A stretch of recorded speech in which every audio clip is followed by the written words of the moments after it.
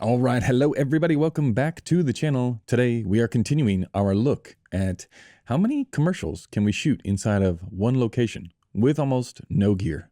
No gear? You ask why? Because we're in a far off land in the middle of nowhere where they don't have any rentals and we have a very small crew for this commercial. Are you picking up what I'm putting down? I hope so. I hope you've seen the other videos in this series because I'm going to fast forward past what it is that we're exactly doing and just get straight into the plan of attack when we are low on crew. We've got one in lighting, we've got no grips, we've got a camera assistant, and we have to make this thing look halfway decent. And we're shooting, this is important for this part of the breakdown, we're shooting in this particular bar, we're going to shoot 4 different ads. So rather than shoot 4 ads all in the same place, like you're going to pick your hero. Normally when you go into a location, you pick your hero angle and you say, aha, all of our equipment and all of our resources can go into maximizing this one little angle inside the space. We want to get as much possible juice from the squeeze as we can. Here's our hero angle. That is not the case this time. The case this time is, can we make 4 different angles inside of this place work with an aperture 600D, a little spotlight, LED Fresnel type thing, and a tube, like one tube, and maybe a 6x and an 8x8, and some NIG. Can we do it with that? The answer is, in fact, yes, we can. Okay, so let's talk about this ad. I think this might be the second one that we have looked at inside this space. The first one, you'll remember we shot from over here looking this direction. Okay, this is the location. We shot last time from that door looking this way. And back here is all of this. You see the bar area, right? We were going for space. We wanted to use some of the windows. It was an okay time of day. We scheduled it for the best time that we could. But now we've shot that. The best time of the day has passed. Now the sun is directly overhead and we have no lights or no infrastructure that we can bring in from the windows. So now what do? We have a scene that we need to shoot. You say, well, what is that scene? Why are you shooting 4 commercials in this one little space? It's because, like all commercials these days, we're trying to maximize how much time we have on set and the number of iterations that the agency and the client and the director can get out of one space. How many 15-second ads can we get? It used to be, you would do one 30-second commercial or one 60-second commercial, and then everything would cut down from there. Those days are gone. Now it's like, how many different 15-second ads can we make in a single day? So we're going to start off with this. This is like, this whole ad was sort of Wes Anderson style-esque. And we start on the shot of the fan. We dolly over and we reveal our Scuba Steve here is thirsty and he wants a beer. And it's so hot that the beer ends up melting. Okay, that's the ad. That's the gag. Let's see what we did in the space. So we come down here. And so we're going to go here. And then it's just, we dolly over to this, right, to reveal. Wes Anderson style, straight to camera. So which frame should we analyze first? I guess we'll do this one first because you can see more of the frame. Number one, you see that we weren't able to bring like any old fan to the location. It's far away. It's in the middle of nowhere. That's why we don't have any camera gear or crew to begin with. So we have this big giant fan. You can't really angle it or do anything with it, so we're just blowing it straight. And the big difference here, first of all, you should remember that we are framing for 239, right? I'm showing you open gate because it's easier to see some of the things that are going on with framing, but really this is our frame. So we got big giant fan, we dolly over, and ta-da, we reveal old mate. Now, the very first thing you should be thinking, the very first thing that I'm thinking when I'm discussing this, because it's not super clear from the storyboards, it's like we see this shot and then we do this shot. And it's not until you get to the storyboards where you're like, or till you get to the conversation with the director where they say, yes, that's going to be just a dolly over. And we're going to find Scuba Steve here. And you're thinking, okay, if we have to be solo on the fan, then we have to dolly over to see Scuba Steve. That's a big space, right? And what aren't we really capable of doing? What's going to be infinitely more difficult with low crew and low resources? Big spaces. What's super easy? Just a single close-up. Like this shot, no crew, pretty easy. The dolly, it gets harder, right? Number one, I know without a grip, that means I'm going to be pushing the little dolly that we have. And I think it was in the last video that we looked at, I was showing you like the little rail dolly that we brought on the airplane. The thing was bouncy. It was not ideal. And I barely hit marks even on the best of times when I'm pushing the dolly. So chances of me getting this right for the first AC or the director, almost zero. But these are things we have to do. So we got a big space. And when we have a big space, we need to come up with some interesting solutions. So what's the very first thing that we do? We put the biggest light that we have, which I think is that 600D. We put that in the very back corner. right? And what we're going to do in the very back corner is we're just going to blast it across the room. Why? Because we need to set the mood, right? Like these lamps, well, this one we put there, right? I put that one there. You'll recognize it. If you've seen the other breakdowns, you'll recognize it because it just kept moving it because it was the only lamp that didn't look like hot garbage on camera. So we turn these things on and then we're like, okay, well, what do we want the mood relative to the light bulbs? We can't change all of these out. They're not able to dim. So that is the thing that we cannot control. That's it. Well, we can't control this level back here coming through the door, but I'll explain how we actually can do that. So it's like immediately looking for what you can and can't control. We can't control these things, these lights. I know we want them on though. Why? Because they add a little bit of depth. Like in the 239, I think we saw maybe like that. So it's like these little pops of color. They're all we got. We don't have a lot. There's not like, we can't normally, because there's a window over here, right? If we pan this way, there's in fact a window here, and then there's another window right here. This window we blacked out. Now, normally you would not be blacking these out. Normally, what I would be saying is, why don't we turn this whole conversation around where this will be Scuba Steve, right? And he'll be facing that way because the windows are over here, right? Imagine window over here, that's in the other frame. And I want to bash like some big giant sunlight, looks like True Grit, right? Like Roger Deakins style of just like a huge shaft coming through here. And then because there's a window here, we'll do the same. And where is that shaft going to end, right? Imagine if this is flipped. So Scuba Steve is looking this way. The shaft is going to go like right across his body. So it's hard on the body, super hot, and then softer up top. So it just looks nice, right? Andre Soft Hub would be proud. We don't have those resources. So we're doing everything the opposite. We're lighting from inside, which means we don't want the windows to play, which means now it's about taking down the level as much as we can. So the only reason we're full up on the 600 is because we are competing with this, and I want the mood down. I don't want it to be like light and bright. I want it to kind of feel like a bar, like a, it's a little bit hot in there. You grade it up so it's, it feels like oppressing the heat. And so we got 600D coming this way. Now the problem is we have to get the light over to Scuba Steve here because we've blacked out behind the camera and we've blacked out that closest window. So how are we going to do that? Well, we're going to so the 600D is going through the 6x. We got an 8x8 up here, just on a T-bar. And for that, we're punching through whatever that little spotlight thing is that we had, the little LED number. We got 2 lights. Backlight, which is just like rake across the whole thing to set the ambient. And first, we're setting the ambient with the camera. So you sit the camera down like this, and you're looking through the lens. You decide, okay, what ISO do I want to be shooting at? Doesn't really matter. You roll down on the aperture until you get to an ambient that you like. And when I say ambient, I'm looking at these, right? These things, ambient. This one, ambient. And once you get there, you say, okay, it looks good. If I'm at 800 ISO, if I'm at 1280, it's probably in the T8, T11 range. Now I don't want to be shooting it there. I want to be shooting wide open because that's like my little safety net of, well, there's less of the stuff that we can't see. There's less of it to see if we're wide open.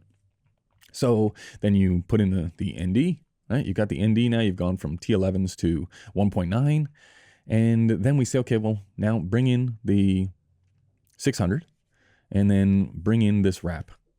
And really now it comes down to how much can we get out of the 600 and still get enough out of this wrap from over here for Scuba Steve to be illuminated. You can see this is that wrap, right? That's coming from over here. And the challenging part about that wrap is that it's low output, it's super small, and it's got to be pretty far away from him because we had to do the whole dolly move. So it's almost like a little bit above camera. We've also got this thing on, which was, we tried it on and off, this light here. And when I say on and off, we couldn't separate the values from these, like they were all on the same switch, but you just unscrew it. But it gave something like a little bit of an edge here, a little bit of warmth that made it sit a little nicer. So the challenge is that enough level from this side? And then we played, well, we've got the tube. So just put the tube on, chuck the tube in the back and put it on. So we get this in the background. See that little area in the background? And then you're like, okay, well, what about outside? What about this window light? Right? Doesn't that factor into things? Or the door? And you would be correct. The door does factor in. But how would we take down this level? Right? Because we're looking into a wall. Well, you take down that level by just having like a little floppy or two floppies or a T-bar with a black on it that is cutting off all of the light that would be coming in this door frame, except for a little. Like you just leave a little opening out here. So let's see. If we draw it from above, let's come over here. We'll draw the building from above. This is the door, right? You have the neg like that and like that. And then you're leaving a little gap here. And that little gap allows a little bit of daylight. So it looks like, oh, that's just natural daylight that's happening out there. But we've created like a little envelope where we control how much level is actually coming in the door. Okay? That's how you're able to balance that without a lot of crew or gear or anything like that. We're not adding light. We're actually taking it away. And then when we come over here, you'll see this is our trusty producer. This is someone from the agency. And that is our other actress who's going to come out here and talk to Scuba Steve. So we dolly over. You can see the softness from the 6x here, or the 8x, I think it was. And then over here, like I said before, we got all neg. We're negging this window, so it's got no level on it. It's like, is this as good as we could make this look if we had all the lights? No. And we would completely reverse it. So I would flop it because 9 times out of 10, actually 99 times out of 100, I want to be lighting through the windows. But we can't light through the windows. We just don't have the level. So we have to think of another solution. Other thing is, like, we hazed this thing. And you can see the closer that we come over here, because the 600 and the 6x are right on the edge of frame here, it really lights up the haze super close to the lamp. But as you pan over, you lose that effect from the light being so close to the level of haze. So I would say this is really, this level back here, that's like the level of haze that we're going for. Not this. Oops. Not this here in the corner. This is too much, right? If I was like sitting around the camera and the first AD was like, okay, is the haze ready to go? If it looked like this across the whole frame, I'd be like, no, we got to wait it out. But because we had such a big space and we wanted a little bit of haze over here, it's like, oh, we could probably grade that down, right? Like this half of the image, if we got a good take, grade that down, and this is still in a good place over there. So in terms of balancing haze, that's the idea.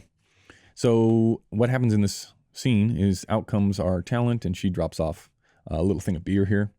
And then we're going to have this little shot where the beer melts, right? This is the old gag that we did without VFX. We had a melted glass and a regular glass.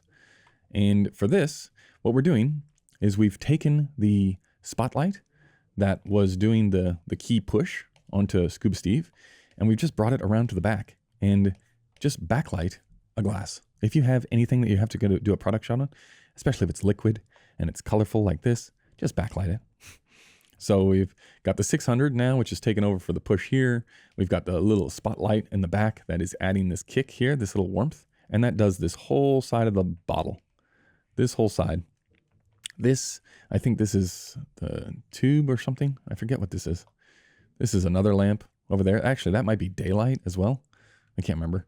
But it's like we're flagging it off of his body so he doesn't get caught with the thing. And if you were watching, let's come to this one. If you were watching closely, what you'll see is that we ended up moving this barrel to the exact spot that we needed, and we shifted him around this way.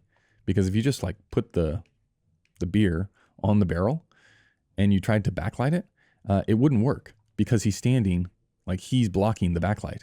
So what do? You say, hey, you, instead of being like here, just shift that way. And now he's here. And now we can fit in this light. And now we do put the haze in. And now we do have something that is backlit that looks halfway decent. Okay? So super, super quick and super simple because we're just repositioning the lights that we already have up and out. We're just doing that here. Okay? And then I think that we were low on level in the background, like here, relative to the kick that, like, if you were to take this, I would say, this whole section, oops, this lighting in my head, this is completely separate from the background and from him. So let's worry about this first. And it's like, oh, it's a little bit dark. It feels like a spotlight in this area. What do? Well, just bring over the practical or open up the window that we negged and just let a little bit of ambient back here, or just let in a little bit more haze so we have something to shoot into. And then we do that shot, and ta-da, we bring in the beer, the spill. You can see we definitely opened up that neg there just to get a little bit of level over there.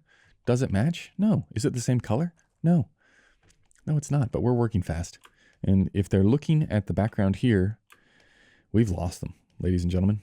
So, oh, this is just the 239 size. So you can see, like, we lose that top light that is up here, which is adding a little bit of level here, but we don't lose that, right? And we don't lose this little reflection from the light that was on before.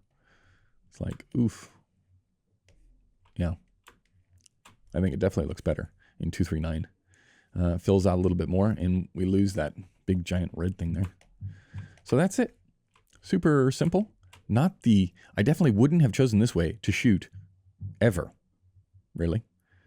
I never would have chosen this, but we had so many commercials to do in here that needed different looks that we really had to shoot in every corner of the room. So this is like, oh, what's the best solution we can come up with? This. Okay. Is it going to take long? No. How long does it take to go from this to this? Maybe 10 minutes max. And that's with one person in lighting doing all the work. Okay, and as we're just getting out of here, as we're like, oof, we need a couple of montage shots. There's a montage call in the commercial, and you have a talk with the director, like, and they say beforehand, anytime you see anything that could be good for movement or for, just keeping the energy up in the ad, because this guy's supposed to be, participating and making the beer as well. Like, let's get a look at it. Well, when we were shooting this scene, when we're shooting this one, it's like, what's the coolest thing in this particular frame that we could have like a montage ad? Back there are the distillery barrels, or whatever they call them, the vats where they have the beer, and they have these big like screws on them. Well, we put a lamp back there, and it looked nice backlit. And backlit, anything dark and moody, you backlight it, it's going to look halfway interesting if there's any movement to it. So we just took the tube out. We replaced it with the little spotlight, the little Fresnel spotlight thing, Source 4, I would call it. And we put it in the background, and we put it on a stand. And in 239, you can see the stand, but it's so shallow, it looks like a reflection. And he's with his hand, he's going to spin this thing. So it was a pretty cool little action-y shot, and it's all backlit. There's just one lamp back there. It took us 2 seconds as we were like, oh, should we wrap for lunch? It's like, oh, there's an opportunity for one montage thing in the other room. It'll take 2 seconds to set up. Should we do it? It's like, okay, let's go back and look. So you can see Source 4 LED, whatever, like 60 watts, zero, nothing, needs no level, because we're not competing with anything. In fact, we want it to be dark. We point it directly at the camera, go for 239, and black out behind the camera. That's it. That's the whole thing. It's like, ended up being cool. Like, it was probably one of my favorite shots in this entire place, was just that little find of a montage ad. And that's it. I think we were on to doing the next couple of ads that were in this spot as well. So really, we just spend the entire time moving around. Let's take the biggest lamp that we have, use that as a backlight / fill the ambient space. Like, fill the most area that we have in the frame. But we're not trying to use that to key. We're trying to use that to set the ambient. And then hopefully we can get the key in this one. This was as far away as we got from the action and as wide as we got. But it was just enough to just reach. And if it wasn't enough to reach, I'd up the ISO, I'd lower the 600 in the back, I'd come up with a way to block level here. Like, what we could do is if there was too much level coming from the window, we could, again, put a floppy just here. Like, not so that we see it, but angled so that we're cutting ambient from that window, because that's going to be the thing that bones us the most. Okay, that's another one. I think we're going to do 1 or 2 more of the ads in this place, and we'll see. Does it help seeing us do this with a little bit of kit and doing things that are out of the norm? Like, you would never choose this angle because you're not making the most of the space or the opportunity or the depth. It's like, what are we lacking here? If just look at the frame again, blur your eyes, and let's go to the final frame so you can see. Like, what are we missing here? I would say what we're missing is all of this, like, except for that, and maybe this little highlight back there, it's all really the same level, except for maybe the window. Now that prac helps in the background. That's like, I'd want to see something else, like slash. And where can we slash from? Well, if we're dollying this way, and we can't light from outside, there's nowhere to bring more contrast from. So that's why I'm saying if you had gear and equipment and setup time, I would never want to go this way. I would never want to go left to right in this space. I'd rather go right to left and really bash in from the outside the lamps. But that's me. Okay, that's going to do it for this one. Many thanks. We will see you in the next one. Goodbye.